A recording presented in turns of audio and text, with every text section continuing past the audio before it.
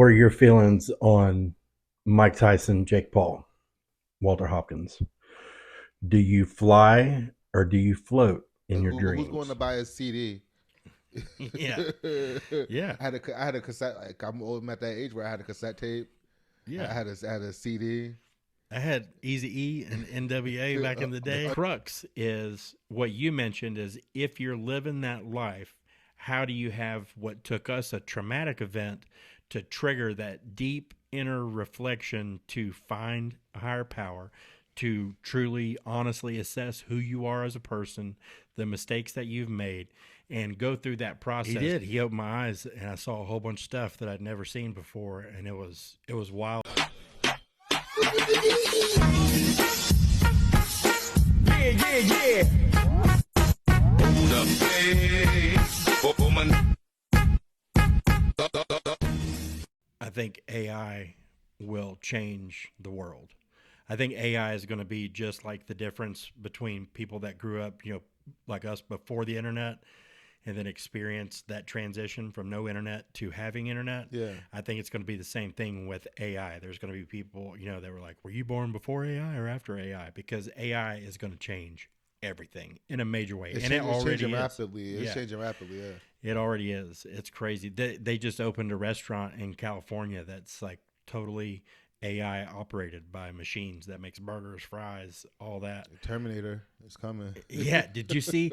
There's a video that a friend of mine just posted. Now, I haven't looked to see what the accuracy of it is, but it showed this. I don't know what the word I'm looking for is, but it was like this metal, like robot thing, and it walks up to metal bars and they change the frequency and it freaking turns into liquid, moves through the bars, and then they change the frequency again and it resumes its Oh yeah, no, position. that's definitely Straight Terminator. and that's only the stuff that they show us. You know what I mean? Right. Because we got little smartphones, but 20 years ago they've been using that shit. That means they've been using that shit for like 40, 50 years. Well, that's like the stealth bomber. When they introduced stealth bomber, like when we found out about it as the general public, we were all like, "Oh my god, that's amazing!" I think it was 30 years old. Yeah, like. And just look how fast technology is. Because now with the AI and everything else like that, from the 80s to like the early 2000s, how rapidly things have changed. Like how fast things have gotten phased out. Like who's going to buy a CD? Yeah. Yeah. I had a cassette. Like I'm at that age where I had a cassette tape. Yeah. I had a CD.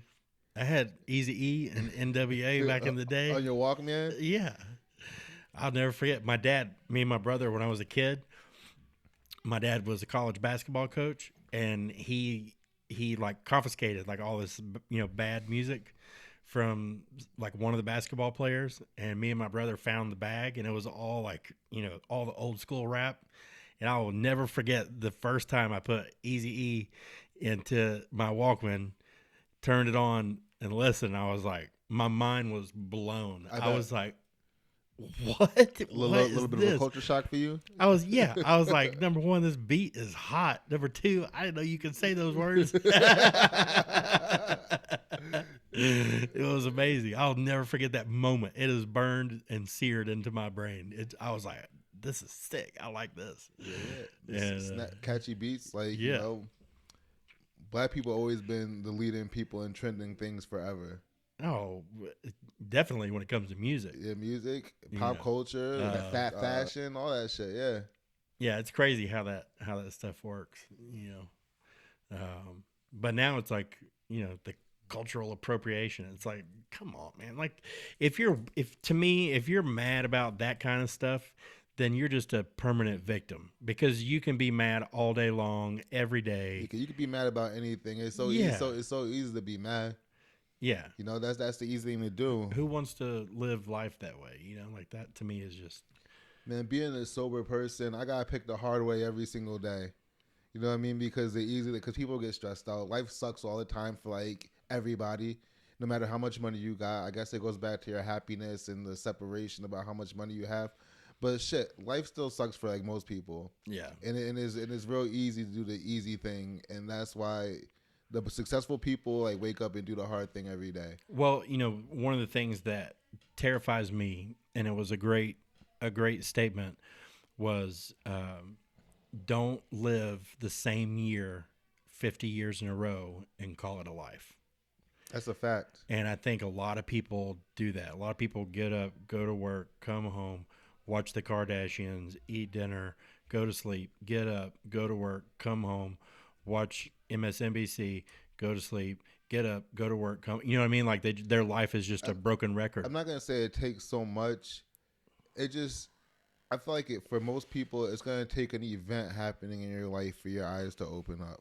Yeah. Like, for me, I almost had to die. Like, I had blood clots in my lungs. I was 400 pounds. I was dying. Like, there's no way around it. My skin was, like, turning gray. I went to the hospital. They're like, you're going to fucking die. And then from that day on, I really had to make a choice. I was like, is this what my life is going to be? So I'm going to keep on going down this path because I won't be here for too much longer. Well, I think that's the thing. What did you say earlier about until I had to save myself, until you come to that realization that it's on you to change this thing. Yeah. Until you have that realization. And for people like us, it had to come in the form of, a traumatic event. For me, I had 3 heart attacks and then I had the car accident. So when I was laying in that hospital bed for months, I put some serious thought into everything about my life. And I had posted stuff on social media and somebody sent me a message and they're like, man, why are you posting all this stuff about God and, all this? And to me, it was because it became the most important thing in my life at the moment, because I didn't know if I was going to, there was a point where they told me I had 2 years. They're like, you have 2 years. Yeah. And if you don't get a new liver, it's a wrap. Yeah, and they're like, you're not going to get a new liver because you still drink alcohol and you smoke cigarettes. Yeah, we're not going to waste it on you. Right. And so, I mean, I was like, that was but that put me in a position to where I had to really wrestle with those questions. Why am I here? Where did we come from?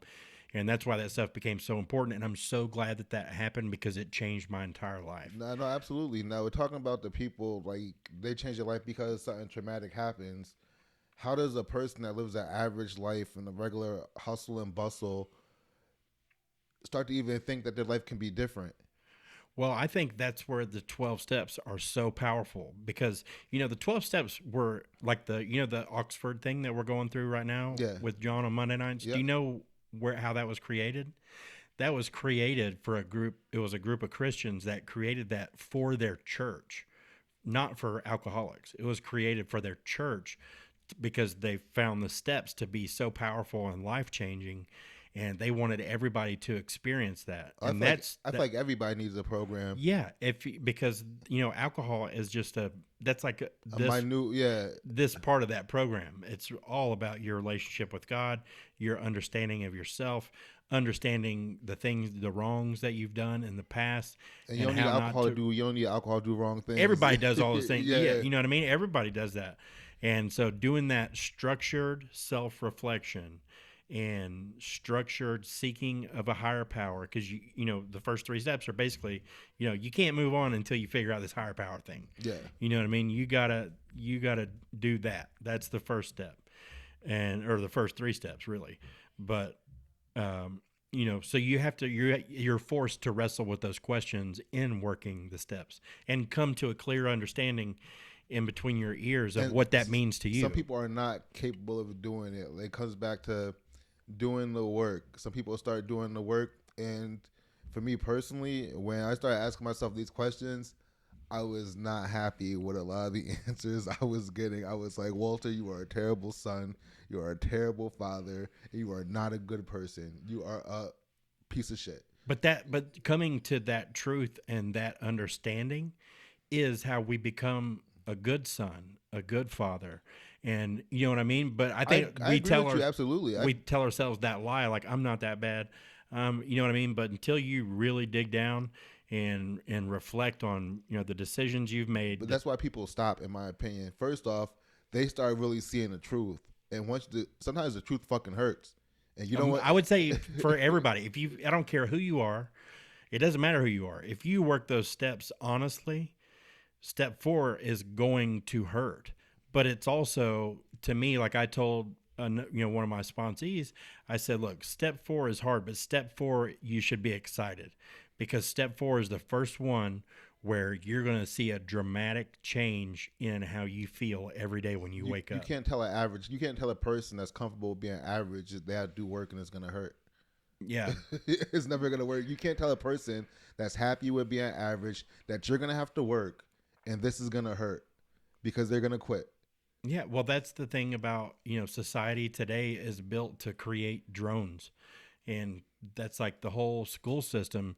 You're rewarded if you can repeat back what you're told, if you can respect your authority, if you can fall into line.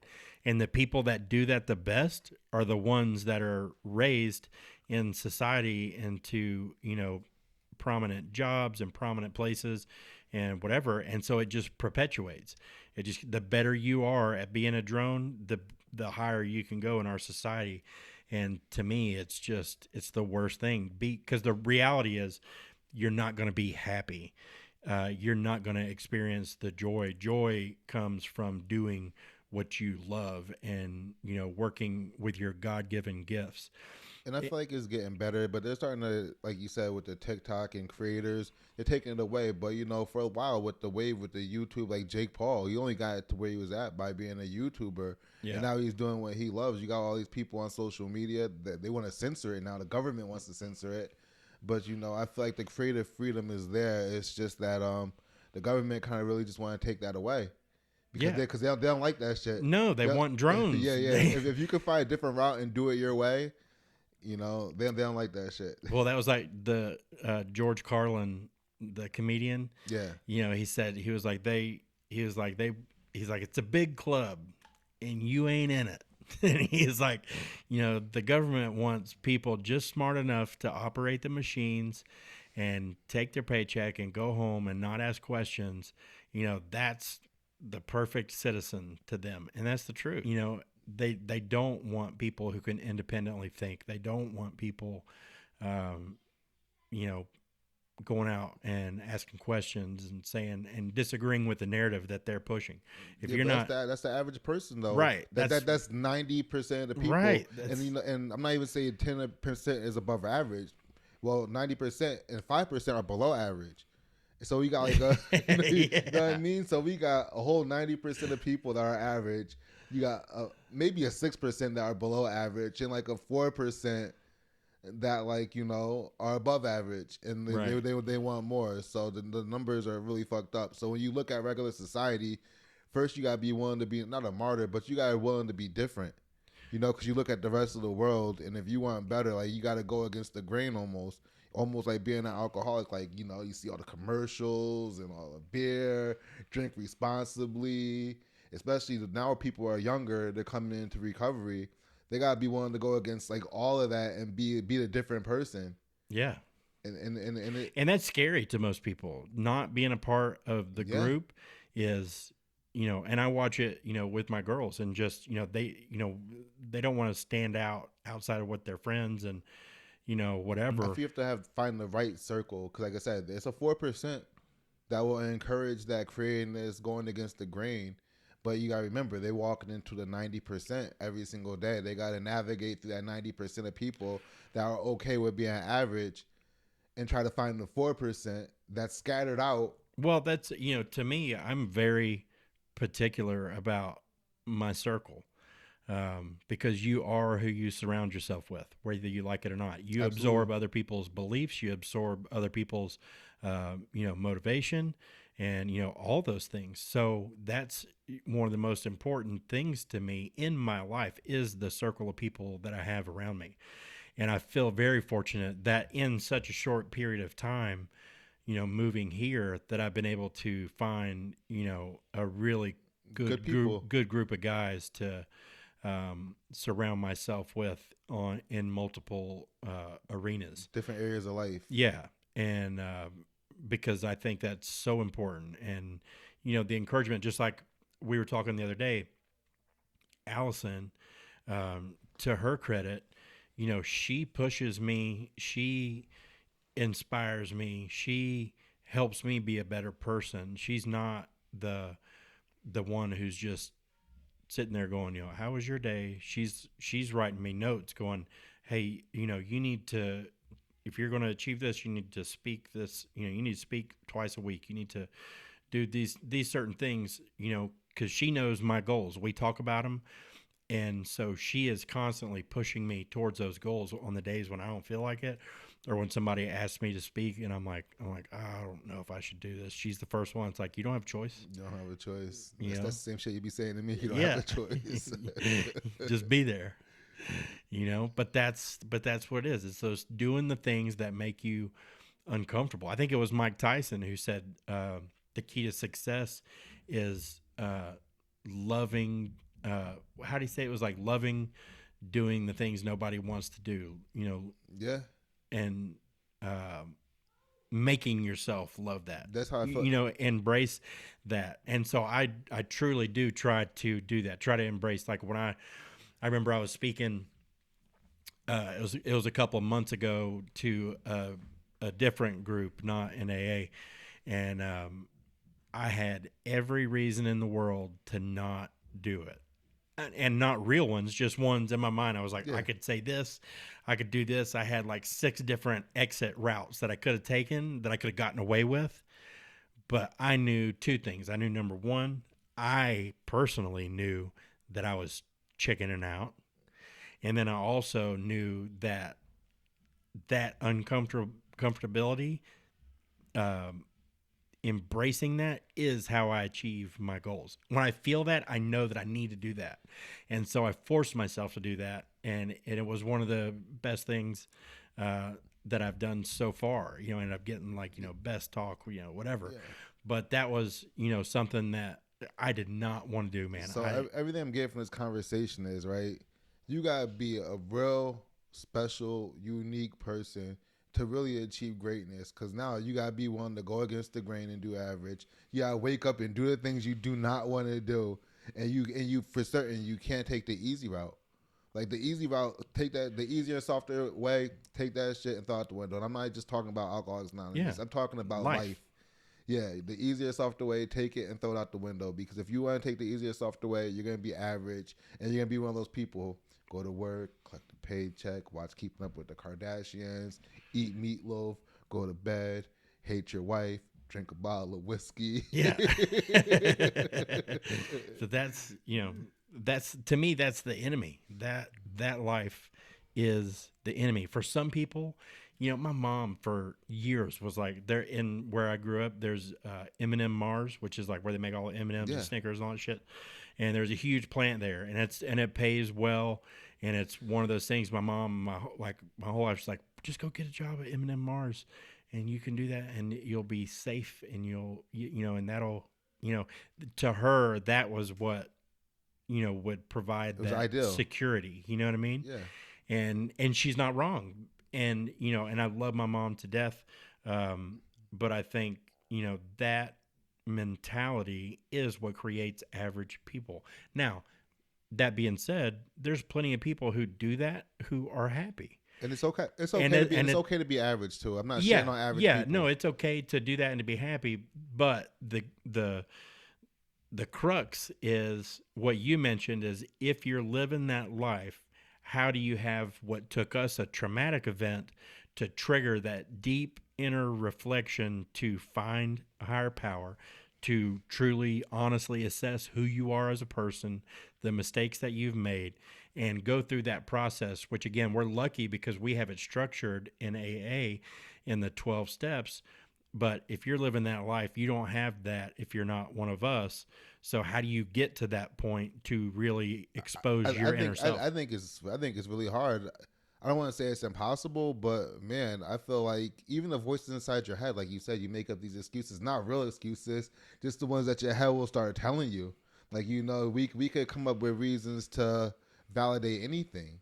No, yeah, this job is safe. At least I could pay my bills. Things are okay. I'm doing all right. I'm doing all right. Do I really want to be doing all right, or do I want to be doing good, or do I want to be doing fucking great? Yeah. The choice is yours. The choice is definitely yours. So, Walter Hopkins, do you fly or do you float in your dreams? Do I fly or do I float? Yeah. When you have a dream and you're I fly like flying, fucking Peter Pan. you fly like Superman, Like Peter Pan. like Peter Pan. Not Superman. Superman, he got the little gay little, no, I do fly like Peter Pan. Like, Do little twirlies and this little glitter flying off my body and everything. Yeah, I fly like Peter Pan. when we had this conversation the first time, What about you? What do you do? You fly or do you float? I float. Like a cloud. Well, I'll tell you, this is what happens when I dream, and I've had this same dream like 40 times. And I'm like in a mall, like a shopping center or whatever, and there's a store that's kind of like Spencer's. And I go in, and it's got a square counter, and I walk around to the other side, to the back side of it, and they have these little packages, and it's like powder. And I tear it open, and I take it, and then when I take it, I just start floating up, Okay. and then it lasts for like 15, 20 minutes, whatever. You pay for it or you steal it? No, I pay for it. Okay. I pay for making it. Sure. I'm asking. Or you know what I should say is it's not a confrontational transaction, because I don't really remember like talking to anybody about it. You know what I mean? So you walk in there and you take it like it's yours. But here's what happens: is I take it and then I float around, and I float around the store. I can go out in the mall. I can do whatever. And then it wears off after like 15, 20 minutes, and I come back down, and I always go back in the store. Then there's a person, and I'm like, hey, I want more of that stuff. And they're like, that's it. We don't have any more. And so they're always out. So I only get one ride when I do it. So I told Allison that story, and she goes, that's a drug dream. She's like, it sounds like let me get some more. Let me get some more. I said, she's not lying. I said, well, what happens in your dream? She's like, well, I don't go see a dealer. This is a fact. This is a fact. I had never thought about it that way. That's what I was thinking. I was like, when you was like, I go get the little bag of powder and you ingest it, huh? And you start floating. Right. And I get really high. You get really high. Sounds like a drug dream to me. Yeah. I'd never thought about it that way until that moment when she said that. I was like, but those are freebies, so I guess you gotta take them. Yeah. Are you enjoying yourself? Yeah, it's a blast every time. All right, so fuck my dreams are amazing. I have awesome dreams. Allison has the worst dreams ever. I have crazy dreams, but if I was flying in a dream, I'd definitely fly like Peter Pan with glitter. Like in my dreams, like I'm the man. I'm always the man. Yeah, when I have dreams, I'm definitely the man. I'm like, no, you have dreams, you're high. Well, no, but I mean, I have dreams like where I'm like a superhero, or I'm like a god of some sort, or where I always have like superpowers. I'll put it that way. Okay. And Allison's dreams are just. So when you get this bag of powder from this table, what color is the powder? Is it white? It's white. It's definitely white. So yeah, that's an interesting one. But we posted that video, and it was weird. Everybody had one or the other that commented. They're like, they either fly or they float. Nobody had said, like, I do both. I float and then I fly. It seems to be one definitely or the a other. flyer, not a floater. It's interesting. So what do you do? Like when you're flying, where do you go? Like, do you remember? I don't remember. I don't remember too many of my dreams like that. I usually wake up like sweating in a panic because I think I'm dying in real life. I know that feeling. We're calling them dreams, but they're more like nightmares. It might start off good. They always start off good, but they end, I don't know, they end crazy. Always? Always. And I wake up with cold sweats in my bed, talk about what's going on. Then I have to go pound of seltzer water and smoke a cigarette and go back to bed. What are your feelings on Mike Tyson, Jake Paul? I hope Mike Tyson kicks his ass. I hope Mike Tyson kicks his ass too. I think that's the only winning scenario for Mike Tyson. Yeah. Yeah. Because here's the thing. If Jake Paul knocks Mike out, then everybody's just going to be like, he's 60 years old. This fight shouldn't have happened in the first place. Blah, blah, blah, blah, blah. It's going to be a lose-lose because it's bad for Mike. It's bad for his. But is it though? Is it really though? Because Mike Tyson's about to get a bag. Like we all know. I don't think they tell what the money amount is yet. The split. But Mike Tyson is still a killer. Jake Paul fought basketball players, retired basketball players at that, like Le'Veon Bell. Mike Tyson is a stone cold killer. I agree with you, but I mean, here's the thing.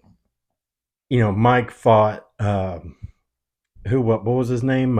Just a few years ago, like 4 years ago, they did an exhibition match, and it was awful.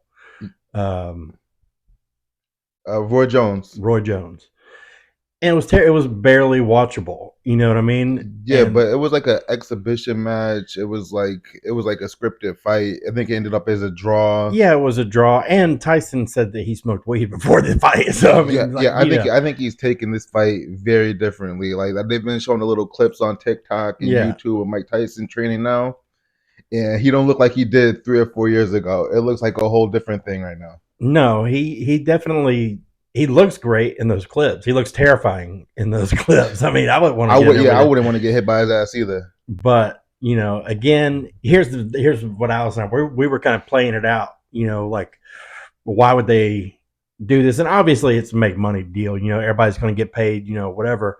But uh, you think Jake Paul would take a dive? I don't think he would take a dive. I think it's going to be a real fight, and you just got to think about where the state of boxing is right now. You're a little bit older, so the Vander Holyfields, Mike Tyson's, even like Muhammad Ali. Like that's not where boxing is anymore. Right. You got Floyd Money Mayweather, who doesn't fight nobody. We had like Manny Pacquiao, years ago, and like Jake Paul is bringing in tons of money for UFC, boxing, just the whole sport in general. Yeah, I do agree. And that was the kind of conversation we had was, it's been great for boxing because it's got a bunch of people watching boxing that Yeah, haven't, it was, boxing was dying rapidly because of the UFC.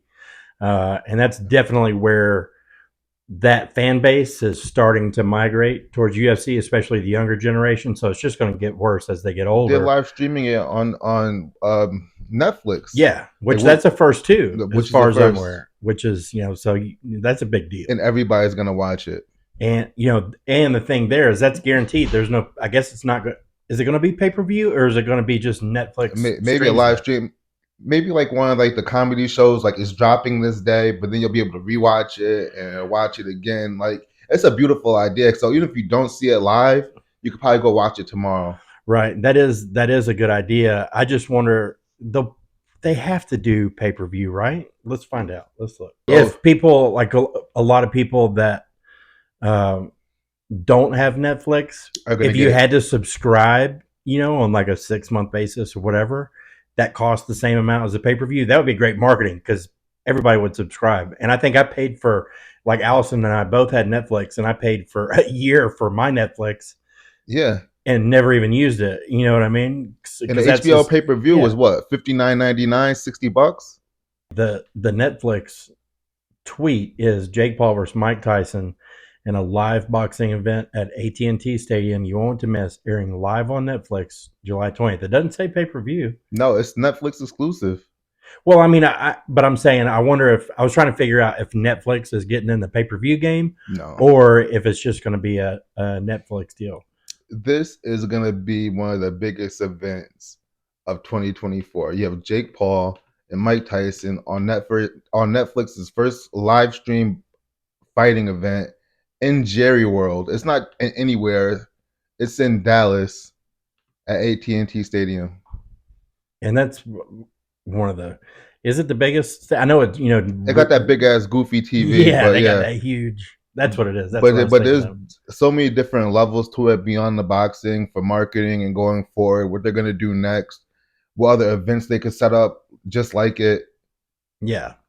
Well, apparently Netflix also signed a deal with WWE, so they're going to start doing WWE events, which is another huge market. It's not really my thing, Yeah, I but could see pay per view going away. I could see pay per view definitely not being a thing anymore.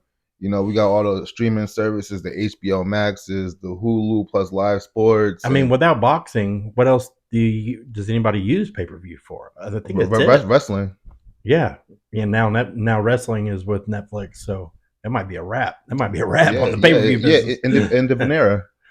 Yeah, because kids these days, Yeah. and I mean, not to sorry Dana White, but I don't pay for any pay per view. Any, I guess the UFC is the pay per view game Yeah, still. got glitter on your face. Like I you was got- with strippers last night. I got glitter everywhere. Yeah, I'm looking at you. I'm like, why is his face glistening? I glow. It's just Yes, what I you do. And maybe it's the powder from your dream last night. It might be. It might be. Pixie I don't know. dust. You're the one that's floating around like Peter Pan with glitter coming out your ass. Maybe we was in a dream together. Maybe holding hands, ebony and ivory, piano keys.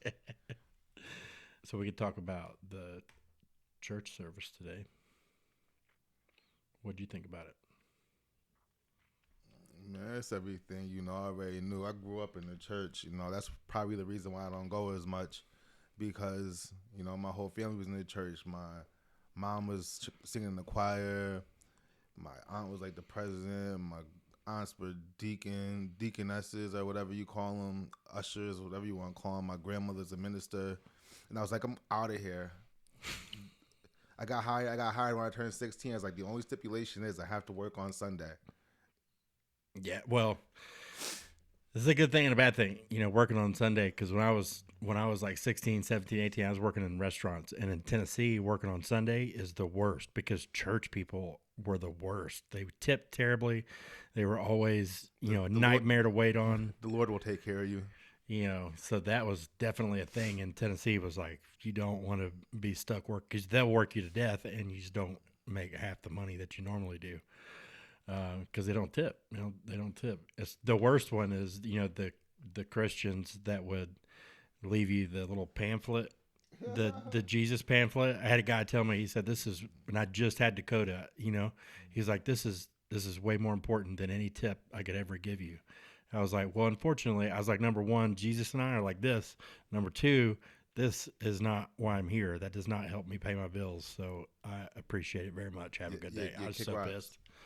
When the Jehovah's Witnesses used to come to my door and knock, I used to strip down and answer the door naked, invite them in. No lie, it's a true story. I'm like, oh, come on in. Let's discuss the Lord. That's amazing. Big swinging in the wind. Good times, good times. I actually had two of them.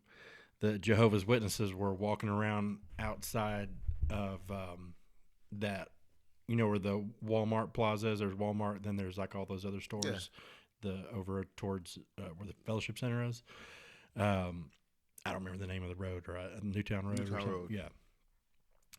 I was over there, and there was two of them walking around the parking lot, and it was one of those days where I didn't have anything going on, and I was like, So you had time. I was like, oh, please come approach me. And I sat there and just wrecked this guy for like 30 minutes. And I don't mean wrecked like I schooled him. I was like, well, tell me what you think about this, And I started talking about like Genesis 6. And I was like, well, tell me what you think about this. And he was just like, I've never thought about things like that. I was like, yeah, I would if I was you. Well, I feel like the Jehovah's Witnesses, like nothing against them. They're great people. The complex I work at, there's Jehovah's Witnesses that live there and they cycle every 6 months. And yeah, they churn and burn. It's just like a sales organization. yeah, but I feel like they just get put in when they're so young. I don't want to say indoctrinated. Is that the wrong word to use? Like, but they get caught up at a young age. I'm like, how old are you girls? Like, oh, we're 18, we're 19. How long you been doing this for? Our whole entire life. So they really don't know any better, is it, to say in the right way? I don't know. Fuck it. They don't know no better. Yeah. That's all they know for their whole entire life. It's and I think, but that goes for a lot of religions. Yeah. Or most, I would say. With Jehovah's Witnesses, obviously, it's just the annoying, knocking on the doors. But, I think all of them, everybody, I mean, I had to answer those questions for myself. Why am I Christian? What if I was raised in, a Muslim country? Would I think Christians were wrong? So I had to do some deep reflection, and I read the Bible cover to cover. I read I've the read the Quran Bible cover to cover once. I did it once. Well, I'll just talk about it. I prayed for God to open my eyes because I knew there was more to the story than what I'd been raised in, and so I literally got on my knees and prayed. So yeah, I prayed and prayed. I was like, God, open my eyes. The Bible says, he who asks for wisdom, God gives freely to those who ask. And He did. He opened my eyes, and I saw a whole bunch of stuff that I'd never seen before, and it was wild to me. And I had to go back and reread the Bible, cover to cover, and saw a lot of things I'd never seen before. I never heard anybody preach about. Most importantly, and so then I literally I've read all the ancient texts. Now I'm still I think I can't remember the name. It's like the Bhagavad Gita or something like that, which is the Indian holy text. I haven't read that one. Allison's got it. I just haven't read it yet. But I've read excerpts from it, kind of get the gist. I'm not that cultured, but I understand what you're saying. And religion, I don't know, religion is a tough thing because, you're born into something and you're kind of like not forced to believe it, but it's what you grow up knowing. Yeah, yeah. And I think at some point, everybody has to search for themselves. That has to make that decision. And I think a lot of people never do. A lot of people never question it, and they just repeat, what they've done and what they've been told. And, most of those people never actually go in and read the Bible. They just, what they know of the Bible is what the preacher says on Sunday. Yeah, and that's it. It's that real surface level shit. Right. And there's definitely a lot more to it. But for me, one thing I always say, religion is belief in somebody else's relationship with God. Spirituality is belief in my relationship with God. And a God consciousness is understanding that God's in you, and God's in her, and God's in everybody else. That's valid. Me. You know what I mean? But so you believe in the flat Earth? I wouldn't go that far. I did make a video on it though. It was just a question because you get the religion and what it says in the Bible with a firmament. And it tells us we go into outer space and went to the moon, which I don't believe we really been to the moon. I don't believe we definitely didn't go to the moon. The moon landing is definitely bullshit. It's complete. And here's the thing,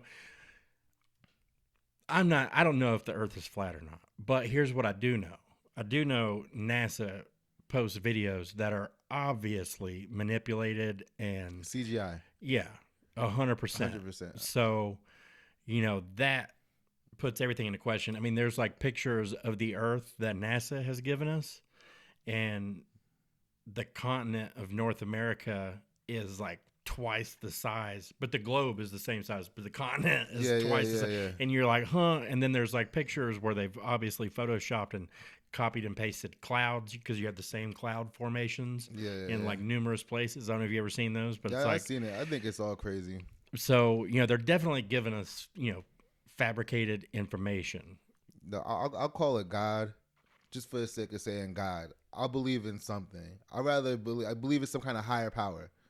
You know what I mean? Well, there's definitely a higher power. To me, again, it's understanding the universal laws. This place works in a certain way, and God set it up a certain way. Nothing by coincidence, like what you're saying. Like everything is like planned out in such a way that everything is going the way that it is right now. Well, and you have to and again, this is just my belief and where I'm at now, but you have to. I don't want to say you have to understand. That's what I'm wanting to say, but that's not really the words I'm looking for. But I should put it this way: once you understand that you are a creator, that everything in your life is a part of your creation. That's a fact. And you brought it into existence. Number one, that puts you in a place to have to take accountability for your surroundings and understand that exactly where you're at is exactly what you brought into your life. Now, you may have been born into circumstances or whatever, but once you're at a point in life where you're making decisions, you're working, you're doing things, and everything, your house, your car, your circumstances, everything is there because you brought it in. And once you understand that and understand that you can change that, there's again a level of accountability and understanding that, oh, okay, I get it, and then you can change things. But I don't even want to say you can't change things till you know that, because you're doing it every day, whether you're aware of it or not. I had this conversation the other day. 4 years ago, I was sleeping in the PT Cruiser with a handle of Dubra. Yeah. You know what I mean? I'm like a poster child for being able, like, once nobody's coming to save you, you kind of got to save yourself. Yeah. And you got to do everything you got to do to get to where you want to be, because literally nobody's coming to save you. And you could lose it all in a day. But you know, you can get it all back too. You can. Nobody's gonna say it's gonna be easy. There's no direct path to do that. You know, it's not written out on paper, but you know, you can figure it out. Well, that's like the guy who says, he prays to God, God, please help me win the lottery. God, please help me win the lottery. And he does this for years, and he's like consistently, every night, every morning, praying to God, God, help me hit the lottery. God, help me hit the lottery. Let me win the lottery over and over again. And then he finally dies, never hits the lottery, and he gets to heaven, and he asks God, he's like, I was a good Christian, but I prayed every time, every morning, every night to win the lottery. Why didn't you answer my prayer? And he said, you never went and bought a lottery ticket. And a lot of times our prayers are like that. People will put the prayer in, but they don't do the action that's necessary The work, yeah. to bring that about in their life. You know what I mean? And so that was a good analogy. The other one that's pretty famous, have you heard the story of the guy who was in his house and it started flooding? And it started flooding, and he got up on, it went upstairs, and then the waters got higher and higher, and went up in the attic, and it got higher and higher, and he ended up on the roof, and he's praying to God, God, please, I have faith in you that I'm going to be okay, blah, blah, blah. And then, a fishing boat comes up, and they're like, hey, get in the boat.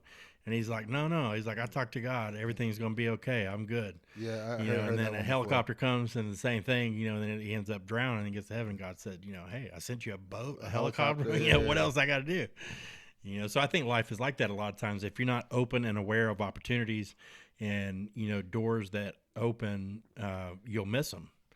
That when we were at that meeting the other night, and that lady, The Al-Anon lady? yeah, Al-Anon lady, she had a powerful analogy when she was talking about driving in the car and saying her life, was like driving in a car going 100 miles an hour, and all the signs were just blurry and they're flying by.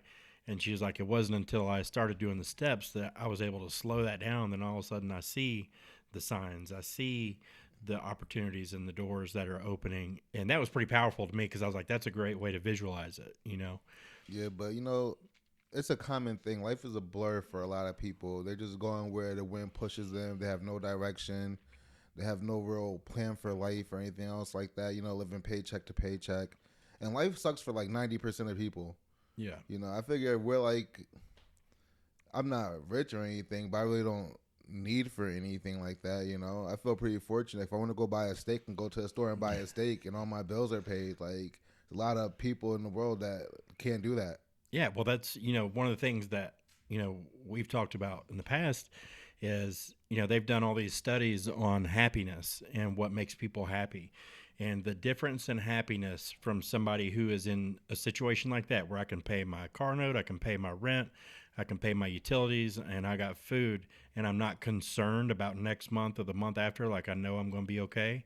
The level of happiness between that person and somebody with $20 million is almost immeasurable. And if I had $20 million, I guarantee you my life would be a whole lot happier. And there's happiness in things like, again, you have the opportunity to buy a new boat or go, whatever, but those are moments. The level of happiness on a daily basis and in your daily routine, it's immeasurable. It's almost the same. And that's one thing I don't think people understand, especially, because people always, watch celebrities and all that kind of stuff and, whatever. But the reality is, what makes you happy is the relationships you have in your life. What makes you happy is the relationships you have with the people that are close to you. In my personal case, it's, my girls and, my son and my family. And, yeah, absolutely. I mean, those things, those are what matter. I have yet, to hear a story of somebody on their deathbed saying, I wish I would have worked more. I wish I would have, it's always relationships. Yeah, but it's so hard to break away from. It's hard to break away from just that thought of what happiness is, because if you look at any kind of media from like such a young age, especially now with like the young kids with iPhones and tablets and TikTok and Instagram, from such a young age, they're looking at all this stuff, and that's what they think happiness is. Well, that's, I always say, comparing yourself on social media is me comparing the backstage of the play because I know what my life is really like, and I'm comparing that to what you're putting on the front stage of your life. Yeah, Because I don't absolutely. see your backstage. Yeah, yeah. I don't see what's going on behind the The scenes. struggles or any of that other stuff. Right. You know what I mean? Yeah. And You're showing me the highlights, the best parts. yeah, exactly. You know, just like somebody winning a championship. Like the Chiefs just won the Super Bowl. You know, Yeah. you see him holding up the Lombardi Trophy, winning the game. Nobody sees the extra film study and the injuries and the rehabs and playing through pain. Like you don't see all the extra work that goes in. I tell you, one thing that changed the way I look at football. I saw this. I don't know if it was a documentary or if it was just like a special. It was on Jerome Bettis. Remember Jerome Bettis played Yeah, for the Steelers? yeah. The bus, of Yeah, course. the bus. 36. And they had a camera crew in his house in his bedroom when he woke up, and it took him like 45 minutes. I'm grabbing a number. I don't remember exactly what it was, but it was a long time just to get to the point where he could walk around his house. He had to do all these exercises and all this stuff. And I was like, man, that's a price. You know what I mean? Like that guy got paid lots of money, but he's paying the price today. Modern day gladiators. These dudes be putting like their life on the line. You're not. It's like getting hit by a car. Imagine one of these guys tackling you. It's like getting hit by a car. Yeah. Because I mean, I feel for me, I'm titanium from the waist down. When I get up, first thing in the morning, Allison she calls me Penguin because I hobble around and it takes me a little while to get to where I'm good. But I couldn't imagine just taking hit after hit after hit after hit after hit, year after year after year after year. I mean, it's got to be for money. Yeah, but is the money worth it? To some people it is. It depends who you have in your corner because they just said Adrian Peterson is broke, and they say he the highest paid running back ever in the NFL, and he broke. He ran out of money. Well, how many times have we seen it? This. I think the number is astonishing in the NFL, and I'm going to butcher the numbers here, but it was something like when players retire from the NFL within 2 or 3 years, like 90% of them, over 90% of them, have no NFL money left. They're either bankrupt or broke, or they're living paycheck, some other job. That's 100% understandable, though. I could see why that would happen. Imagine being from somebody's hood. Doesn't matter where you're from, California, Texas, and you're 19 years old. You're just good at football. Your family's poor. Your friends are not the best friends. Like, you got a scholarship to go to college and you got to ride, but your mentality, nobody ever taught you about financials. So what do you think about yourself when you were 20 years old? Somebody hands you a $20 million contract. All the bitches want to be around you. You're invited to all the parties it's a and shit everything. Show. Yeah, yeah. It's a shit you want to get the chain. you want to get the Rolls Royce.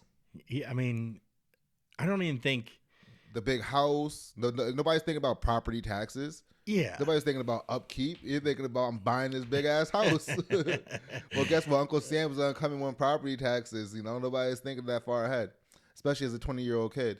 And then you got your poor mother that's been working 4 jobs with 7 kids, and you want to take care of her. She's like, oh, invest your money smartly. She's like, yeah, get us the fuck out of here. I want my 40% too for these kids. Yeah. So yeah, that's crazy. Speaking of kids, the child support. That's what I'm saying. Yeah, 40-something%. Yeah. Once you got more than 3, it's just with multiple different women spread out. You know what I mean? It'd be a nightmare. It's such a nightmare. Got 6 kids with 5 different women. Yeah. Well, that's like hitting the lottery. Who is batting 1,000%? Uncle Sam. He wins every time. 40% every time. Every time. If not closer to 60%. I did the math one time on like the lottery, and after taxes and everything that comes out, like you basically get a third of whatever the jackpot you is. have to edit this out. Buy nut sounds about right. The Mercedes is the one I crashed. Thank God that Mercedes saved my life. If I would have been in any other kind of car, it would have been a wrap. My brother told me in the hospital, he's a captain for the fire department, and so he's dealt with thousands of wrecks, and he said, I've seen probably 10 or 11 wrecks like this through the years. He said, you're the first person we've ever pulled out with a pulse.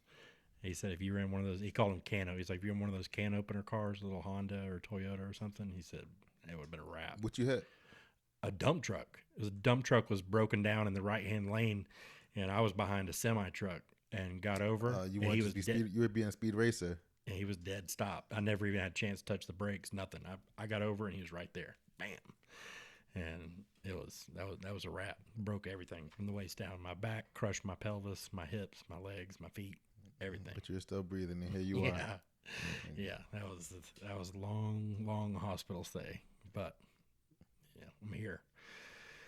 That's the important. I'll never forget when I woke up in the hospital. Like I don't remember how long it was after, but my brother was there, and I was like, dude, I was like, I can't feel my legs, man. I was like, what kind of drugs they got me on? He's like, it ain't the drugs. He's like, you broke your back, and I was like, what? I was like, because my first thought was, am I paralyzed? Yeah. And he was like, you'll be able to walk, but it's going to take a long time. Damn. Because they had done that little test on your foot, and my foot would react, but I couldn't lift my legs or, anything. Shit happens. Yeah. It was brutal. Sometimes you got to almost die a couple of times before your life turns around, I feel like that's for most people. Like, it's the only reason I'm still here, I feel like, because I almost died, like, more than once. Yeah, I always say, I don't know if I have a guardian angel, but I promise you, if I do, his feathers are all falling out. He's like balding, got balding wings. He's chain smoking, drinking coffee. Your guardian angel is stressed the fuck out. Yeah, he's like, I signed up for the wrong person. I need a break.